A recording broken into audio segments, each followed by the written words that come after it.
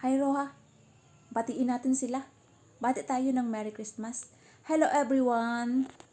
Merry Christmas sa ating lahat, sa inyong lahat. Sana kahit naghihikahos tayo, kahit mahirap tayo, magawa pa rin natin mag-celebrate. Okay lang kahit walang handa. Okay lang kahit sardinas yung nasa lamesa at kanin. Alam mo ba na yung bata pa kami, yun ang handa namin. Kahit wala kaming kapera-pera, basta yung nanay namin inaglalagay ng pagkain sa lamesa.